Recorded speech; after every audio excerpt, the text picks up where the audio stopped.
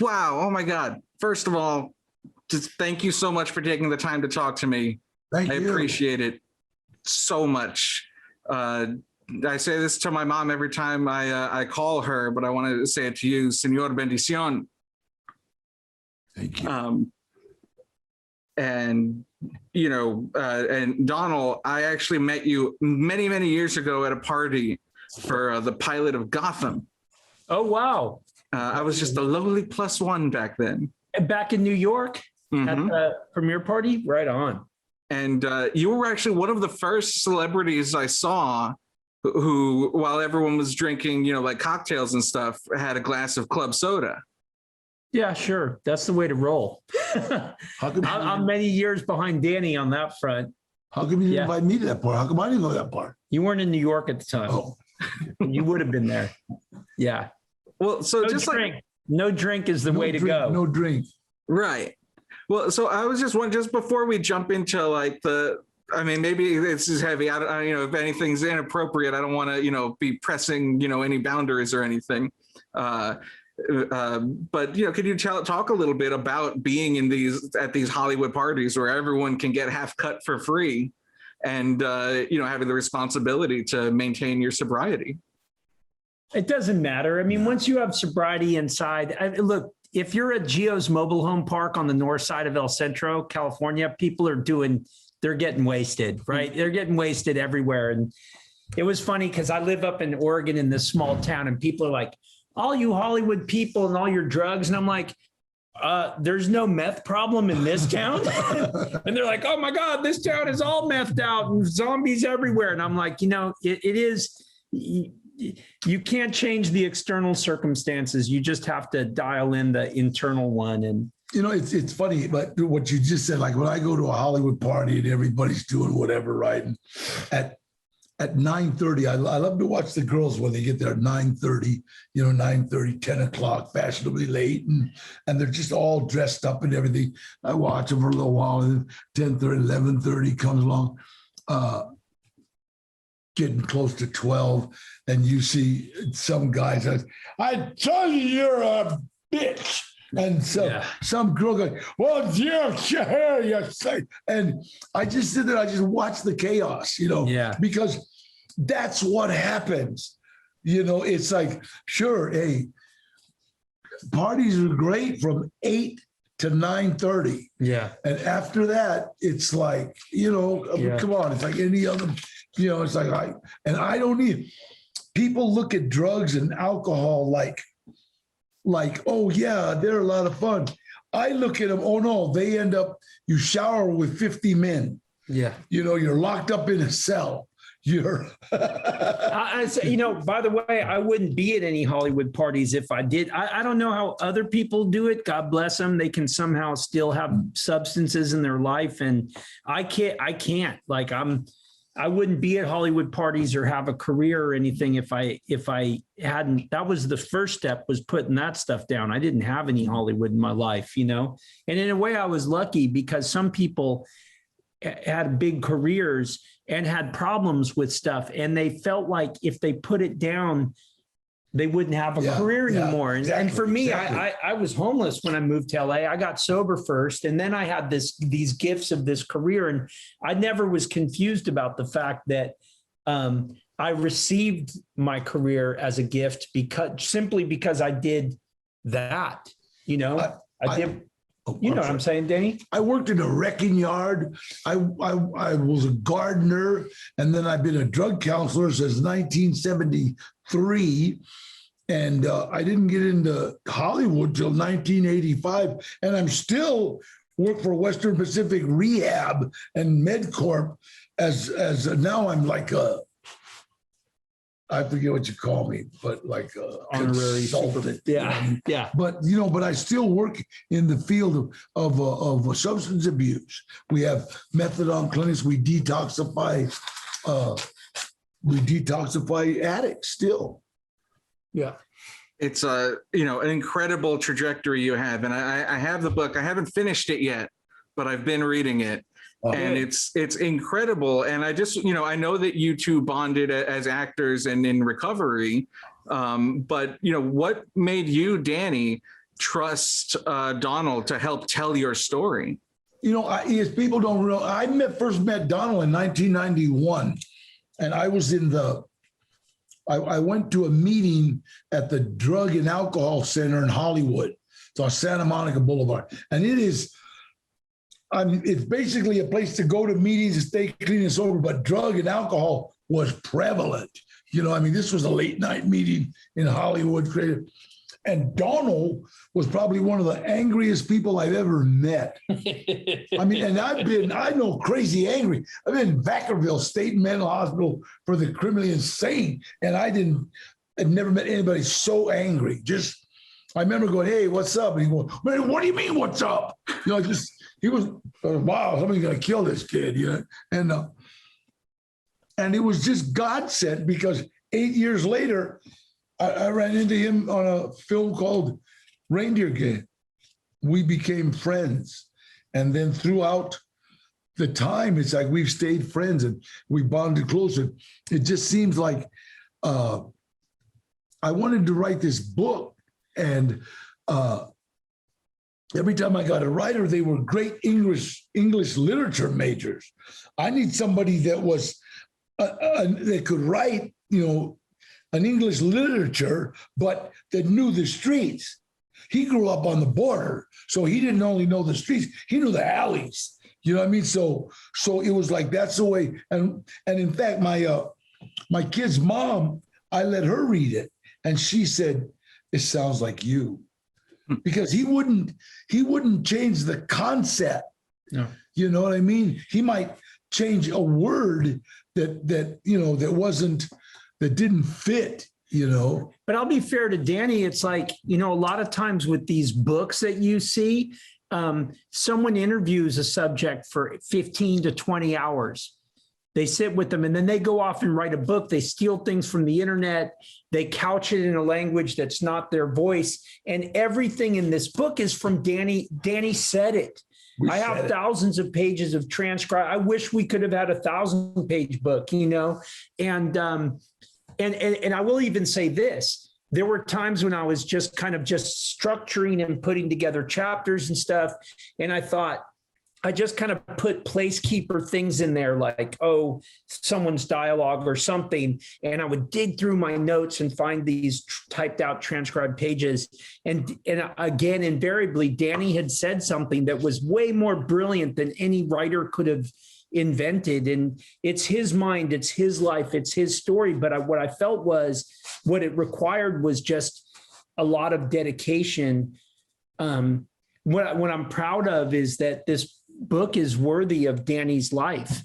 And what would have been a bummer to me is if it would have been a half-assed book about an incredible person's life, you know. And I think we take a lot of pride in the fact that the New York Times Review of Books, Amazon's editors, it's been on the best book list of Apple Books. You know, it's a top USA Today top 5 book must read. And the reason that was I think we did justice. We put the time in. We didn't try and hustle this thing out really quickly. It took us actually almost 3 years from start to finish, from the initial proposal. And as another writer wouldn't have been, I mean, you can't see the environment we're in with Mario and Mikey Castillo and Danny's house, but you have to be able to hang in this world to be able to have the conversations that start getting to the real stuff, you know, like the really deep personal stuff that took a long time really to come out, Danny, didn't it? Over the course, like he started revealing things more and more that I was like, oh my God, this is it. This is gold. And there was a zillion people who helped. Danny's ex, Maeve, the mother of Gilbert and Danielle. I mean, and Gilbert, his son, they're geniuses. And they would read it and say, man, this isn't really getting the real story or the deeper story. Or, you know, there were a lot of people, obviously the editor at Simon & Schuster. I have a friend, Hillary Lifton, who's a literary genius. And she was kind of that literary genius who's like, the structure of the story can go that kind of that stuff that happens in a book where you're like, and then this, and then it flashes back to something from childhood. And there's kind of a genius mathematics to the unfolding of a story in that regard. She was really good. And so we weren't alone in coming up with this document. Maeve, the mother of my children, the first time she read the stuff we wrote, she kind of said, well, Dan, this is fine. It's like, you were a bad kid. You went to prison. You got good. You know what? What about your mom? What about your dad? And I kind of said, well, that's their story. No, it isn't. Why do you think you've been married and divorced 4 times? Why do you think you've had children with women you weren't married to? It's like, that's all part of it. She said, I walked into your mother's house when your son was born, Gilbert. I've never been in a colder place in my life. And I thought, what are you talking about? There was plastic on the furniture. I mean, it was like, and it was just, that's the way I grew up. My stepmom was almost like an indentured servant to my dad. My dad married my stepmom really to take care of me, but she didn't like kids. So, so fucked up. Pop. But what the book really isn't, it's really not just this weird, goofy traipse through Hollywood stuff, and then I was on this set and I did that. There's Hollywood stuff in there for the Scream Rant audience, but it's more about, as human beings, we're always going to face difficult times and adversity. And it's there's a thing in there, really a faith-based thing about what you can do, because all of us are going to come up against some hard times in life. And not only in our own lives. For me, when I was 25 and I was going through that really hard time in LA when I first moved here, angry and hurt and all those things, I was lucky enough to go, okay, I'll make this decision to help myself, which seems like an obvious one, but it's so hard for us when we're addicts and alcoholics. But then when my kids were going through some stuff, that's when the rubber really meets the road, because it's terrifying when people you love are in a hopeless or helpless situation. And Danny's book really, to me, was a roadmap for so many people facing anything in life to realize it's not like, as Danny, as you always say, right? It's not where you start, it's where you end.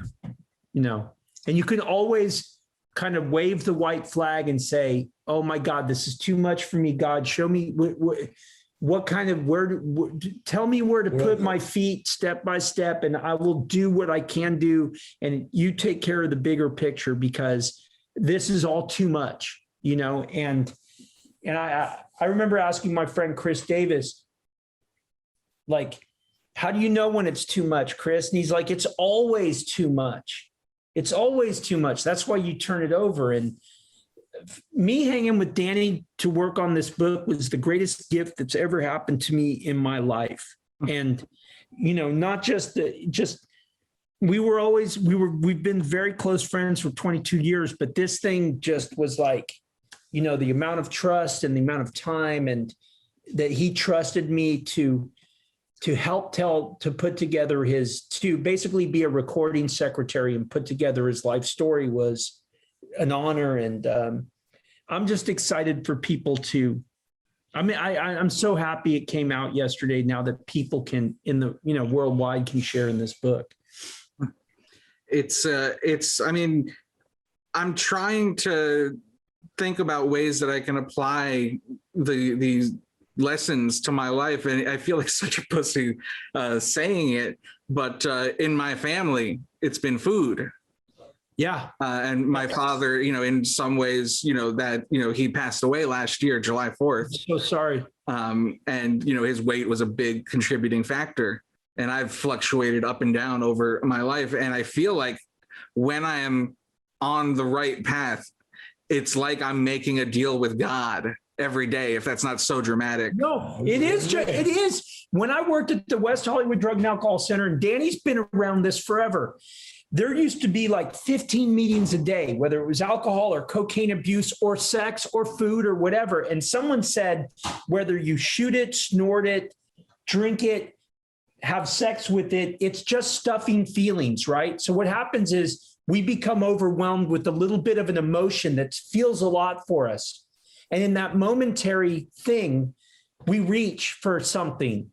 And I believe me, I didn't have that issue when I first got sober. I had it later with food, with gambling, whatever it was that I'm seeking something outside myself to do, just to take me out of that painful thought for a second.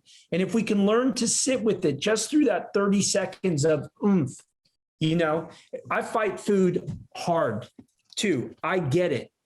I think that like bagels and cream cheese at 3 o'clock in the morning with peanut butter on them or something, it's as strong as, and I heard this person sharing about, they had this secretive thing where they would go after work, they'd go to the grocery store and they'd buy a bunch of Haagen-Dazs, like tons of it, and they were this hurt, their father had hurt them really badly and all this stuff. And they'd go home and they were wallowing in that hurt.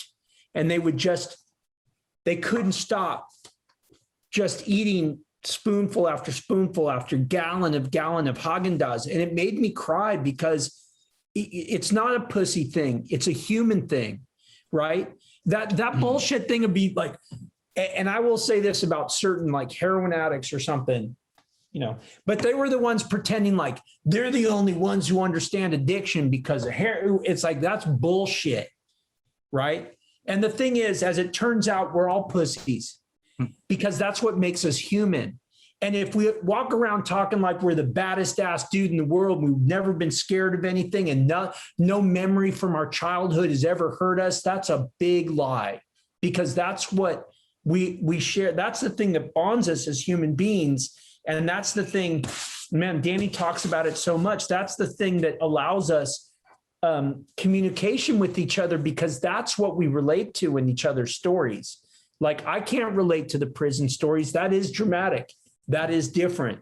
But one thing about Danny understands that as human beings, we all share this commonality of being, in a weird way, hurt children or whatever it was. And that's what sets us on this path for the rest of our lives, unless we recognize it and look at it and uncover it and realize, number one, we weren't to blame, right, for a lot of this stuff. And secondly, there is something that we can do about it, but we can't necessarily do it alone, right, Danny? No way. You can't sit in a room and go, in my brain, I'm going to be like, okay, I'm changing all this stuff. I'll fix myself. No. You know what? It's like when I started writing, it was funny because, like I said, I had to find somebody that would really, knew me, and Donal knew me. And when we wrote a few pages, when I gave it to Maeve, the mother of my children, she said, it sounds like I'm talking to you. And that's the only way that I would do it. So I trusted him with my life because I know he's trusted me. I've trusted him with my life, like he's helped me through, and he'd been through so many things in life before me, whether it was like he'd had kids before me. So when I was going through a hard time with my kid's mom, he's like, you're not alone. You're not the first person who's gone through this. This is how this is going to go down. And this is what you have to. And in fact, I'll say this.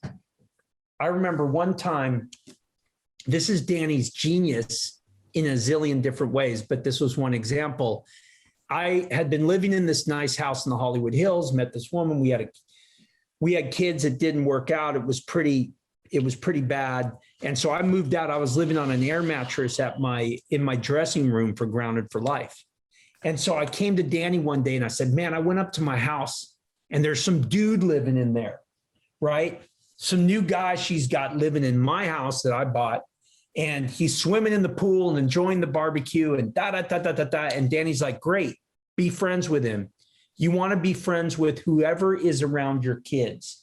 And that guy and I are really good friends. And his daughter that he had with my ex, I'm really close with. I'm close with all the kids. My kids live with me. I'm a single dad. And Danny, you'd expect some guy to be like, man, tell him what's up and mad dog him and do all this stupid shit. All that does is hurt children who are stuck in the middle of it, right? Be nice to them. They're around your children. And he's nice to me because he knows, I'm around his daughter and this guy we can trust each other with each other's kids because they're like an extra parent to these children who need as much love as they can get from that generation above them. So that's Danny's contrary but brilliant advice in life, you know, and how it applied to my life. You know what? It's like I would rather have a mangy dog for a friend than an enemy. You know, it's that simple. And it's like my kid's mom, we split up 30 years ago, and she remarried, and 37 years ago we split up, and she remarried, had 2 kids, both with autism, and then her husband left when they were about 4 or 5 or something, because he couldn't handle the autistic kids. You know, everybody wants their kids to be an NFL quarterback or some shit, you know. And so my son was trying to help his mom, couldn't do so. We just took over, and I helped raise those kids. You know, it's like it's not mainly because of her, but because that's my son's brother. You understand? And so it's like Theo, he sent out applications to colleges. Little shit got accepted to 8 different colleges. Yes. And the last 2 of them, they wanted to pay him. And so one of them, he's going to college in Ohio. That's paying him to go, you know. And it's amazing to see. And Danny played such a role in their lives, gave them some structure and gave them, you know, I mean, kids just want to feel like there's a home that they're welcome in, right?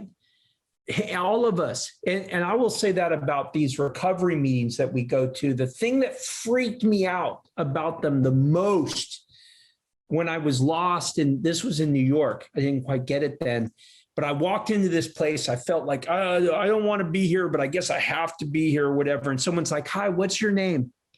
Would you like a cup of coffee? Here's a seat for you. And I wanted to burst into tears because no one had given a shit about whether I had a cup of coffee or a seat for a long time. No one had cared about me, you know? And that's what, you know, we're Danny says it all the time. We're on the Titanic, man. Like this world's spinning fast. It's getting hot. All kinds of weird shit's happening. And the only thing that we do have is we can help each other, because life's hard for all of us. You never know what so say something nice to someone in the grocery store. Because I know when it happens to me and I'm locked into negative thought and all this bullshit, and I'm like, problems in my life and this and that, and someone does something nice for me, and I'm like, oh man, thank you, man. You just restored my faith in humanity just when I felt like cut my wrist. Yeah. You know what I mean? Like, you never know where people are at. And also, even if you're in a bad spot, help someone else out, because it'll make you immediately feel better. Right on. That's what we do. That's what everybody does. It's my friends. That's what we do. We help anybody. You know, we're the guys that driving down the street, we see somebody trying to move a refrigerator with his 108-pound wife. We'll stop and we'll yell from across the street, because if they see us, they'll call 911. You know? You want some help? Yeah, and we'll help them. And I love it when they try to give you $5 or $10. Yeah, go, come on. God bless you. Dude, it was so weird. When I was in Canada, I was just up there and quarantine ended. I was working up in Toronto, and this old lady down the street bought 2 massive washer and dryer set that she's trying to get into her basement, right? And she's there. And she comes by the house and she's just knocking blindly on the door, and I'm there, and she's like, I'm like, let's see what the situation is. There's this guy in this trailer, man, these things are massive. We don't have the proper dollies or anything. This guy's working on it for a long time with me. He's a super cool guy. And he goes, man, I'm just a delivery dude. I'm parked, you know, and we ended up getting that stuff in there for her. And then the neighbors came and they're like, oh man, I can't believe you were just jumping in. I go, dude, if I was sitting there in the living room watching television, looking out the window and watching good people try to move something and I wasn't helping, I'd feel like shit about myself. This was fun. It wasn't hard, you know? My son said it. My son, the people were everybody was at this girl's house, and they were going to help, I guess, the mom move, and everybody like, oh, yeah, they left the beach, and my son stayed. I'll never forget. The lady said, "Your son said my dad would kick my ass if I didn't stay and help you." I will never forget that, and I wouldn't have kicked his ass. I would, but I knew what he meant, and I love that. I love the fact that he stayed to help these people, because that's what we do, and that's what he's still doing. That's what he's still doing. I do it. That's what we do. My mother's the same way. Huh? Good. My mother's the same way, Tommy. We grew up in a house where it was my family, my parents and my brother, and my aunt, who's Venezuelan, and her 8 kids. So there was always an entire village living together. When I was a boy, when I was like 4 or 5, my parents didn't know if I was going to look more. Actually, this works out. If I was going to look more like Donald or more like Danny, because I'm mixed race. And so my mom showed me 2 movies. She showed me A Bronx Tale, which is extra because my dad was a bus driver, MTA for 20 years. And she showed me Blood In, Blood Out. And when I was getting ready for this, I asked her, those were intense movies. I kind of know, but why did you have me watch those movies specifically, like ad nauseum, repeat? And she said, because, we didn't know which way you were going to look, but we wanted you to know that whatever happened to you while you were growing up, there was always a way back, a way forward, and that whatever you did, whatever you might do in your reckless young days, that wouldn't have to be who you are forever. I say it doesn't matter where you start, it matters where you end. Mm-hmm. And there's such an authenticity in both of those movies, but you're only in one of them. So let's talk about Blood In, Blood Out. That is, and I know you talked about this on Marin's show, but that authenticity of being genuine and being seen positively in any given community just because of how real that movie is. I don't know, could you talk a little bit about when you knew that was going to be the real deal, and when that you could be this role that was so true to yourself, maybe or maybe not, you can decide, more than any other role? I read both scripts. I read Blood In, Blood Out, and I read American Me, and I knew American Me was going to be trouble. And when I met with Edward James, I told him, hey homie, this might be a thorn in your ass, Holmes, if you're not. And he, no, well, theatrically, I said, you're not dealing with theatrical people. You're calling this the Mexican Mafia, and that's not smart, Holmes. Because Taylor Hackford was brilliant, and he called, La Onda. We were La Onda, so even though it was the same story, but we based it on real people, but we made it into a movie. Yeah. We did with a documentary. The biggest problem was that he documented some lies, some things that weren't true. And I told him that, and he goes, yeah, but I want the young Chicanos to understand that this might happen. So you want them to understand a lie.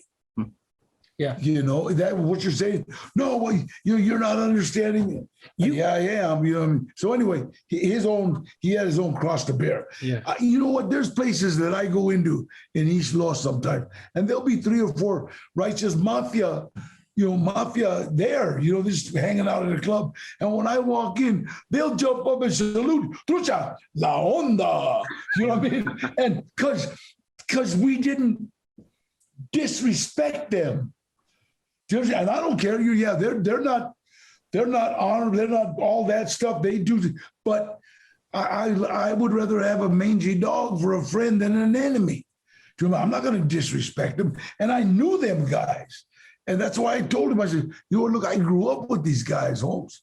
Just being honest. You didn't want to listen. Yeah, and by the way, just be honest and don't say, yeah, I'm going to tell this story honestly, but I'm going to, I mean, I'm going to change this. I'm going to change one that. thing look, what's important though is that was an intersection between our world of film and television and what it does and the very real world that it was attempting to portray.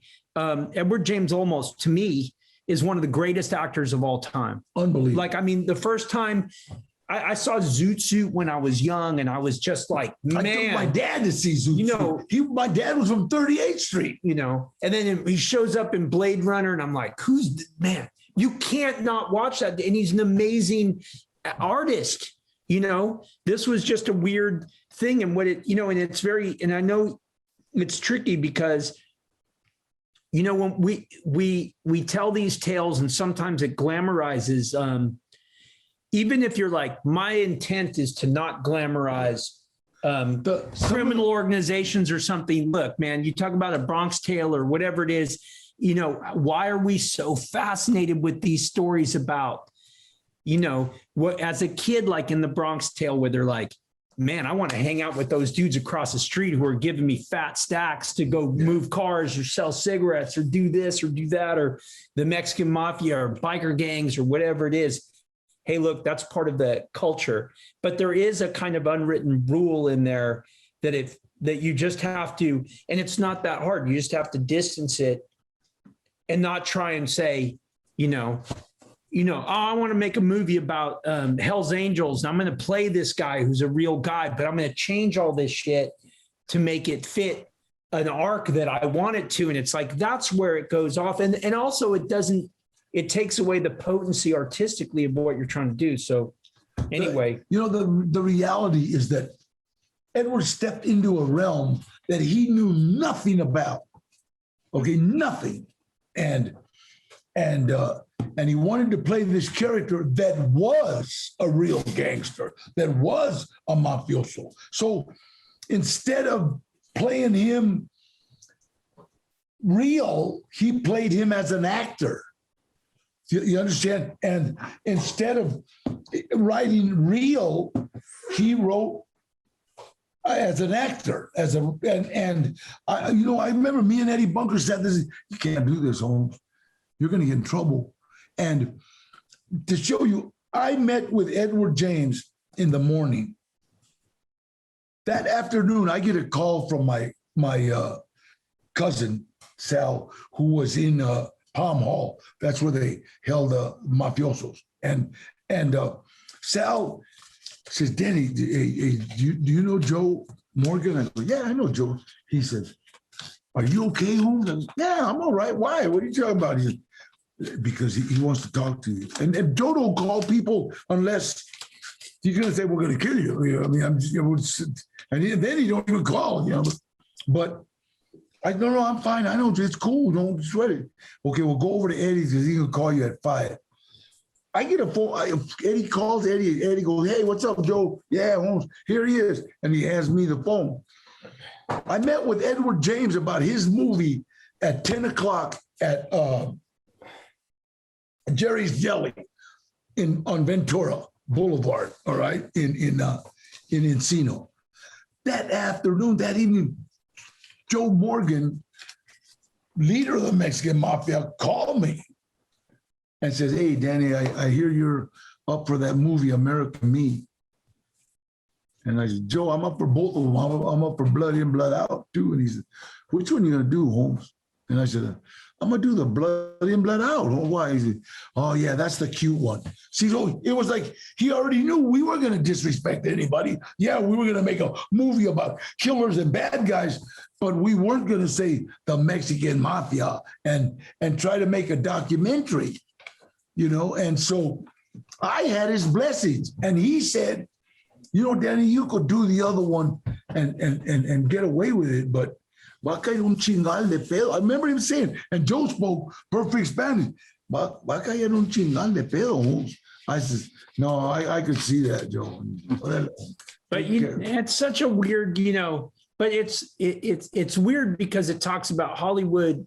We look at it through this light where, man, it's such a weird thing because we do glamorize, like our world glamorizes bad guys and anti-heroes, and but that was Mundo, one of the guys that was really set in the Mexican mafia. He got a documentary on television. He said that American Me was the best recruiting thing that could have happened for the Mexican mafia, because all the young cholos wanted to join it. That's the chingon one, la mafia. They couldn't wait.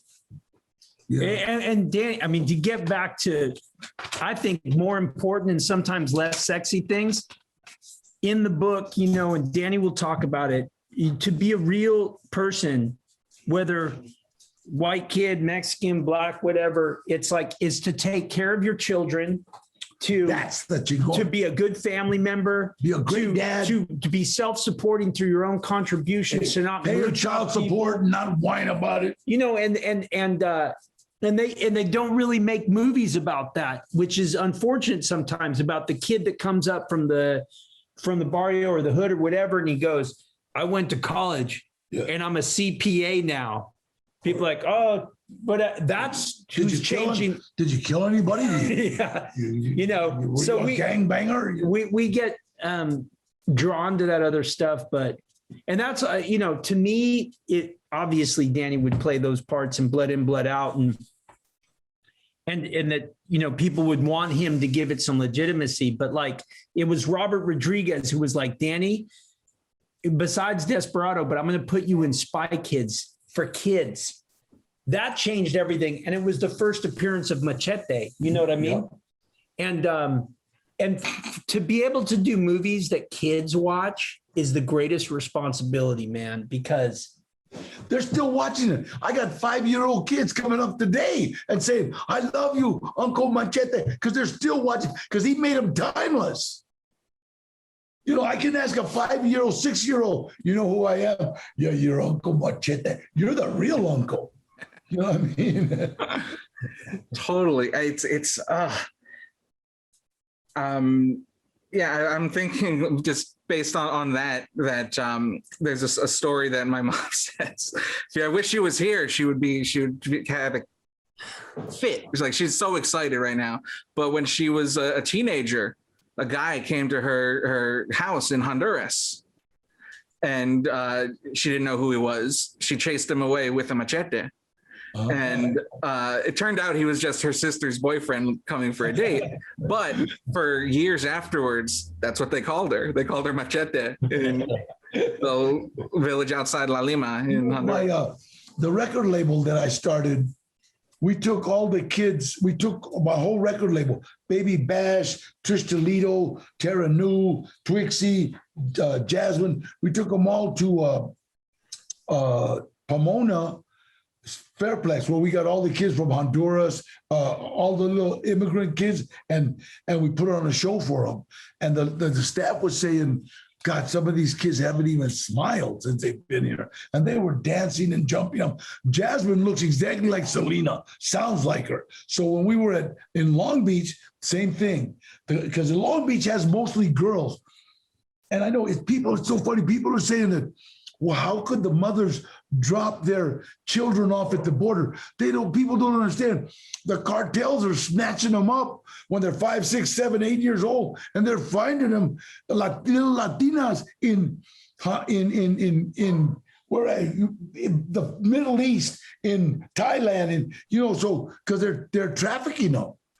So Mama's saying, I can't offer you anything, man. So here, How much love must it take for a parent to do that? People don't see it as the other side of, we share an earth together. And I believe me, man, I dig living in the United States. I think it's the greatest country in the world. And we're so fun. I immigrated, but I'm so happy to come to a country that has so much bounteous goodness and so much amazing opportunity, and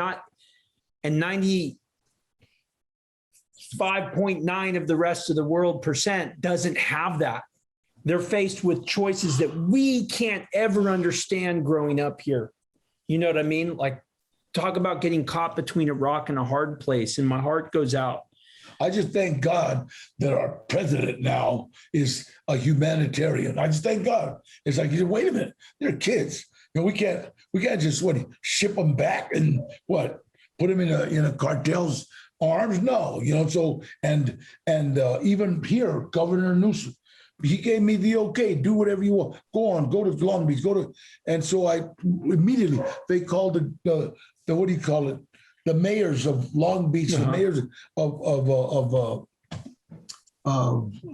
Pomona, and we're in and God, it was just so beautiful. We're going to go to San Diego and then Texas. Yeah. But I guess with Danny, you can't solve no one can solve all the world's problems and all this geopolitical and stuff. But what you can do is try and bring a smile to someone's face that day. And the kids from Honduras, Guatemala, El Salvador. It's so funny. When I walked out on stage, Machete. I mean, I almost started crying. Here's these kids, and some of them crossed Mexico. Do you understand? And not perpendicular of the long way. And yet they can just still be, give love, it's like unreal. Well, because there's no Latino Superman. That is Machete. Like all those Marvel movies, which I enjoy and I devour them and it's Screen Rant. Oh my God, we're crazy about them. Like if I always have the mixed thing where I feel guilty saying we, and I'm so white living. but we get to be the sidekick of we don't get the costume. Yeah. But you, Machete. That's what Robert Rodriguez said to Danny, right? He goes, why can't there be a Mexican James Bond, huh? Or a Mexican Batman?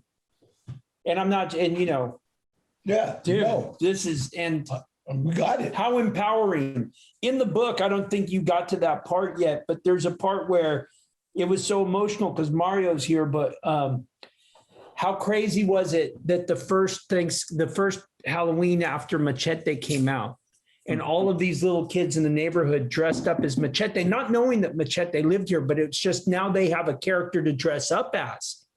So important. So important to have someone who looks like you out there. 07. Oh, shoot. We got another one going. We got to get going. Okay, so I'll let you go. Just thank you so much, and thank you for invoking. What's your mom's name? Carlota. Hey, you tell her to bring the familia to my restaurant. You're in Los, you're in LA. No, I'm in New York. Oh, right. I thought you were in LA.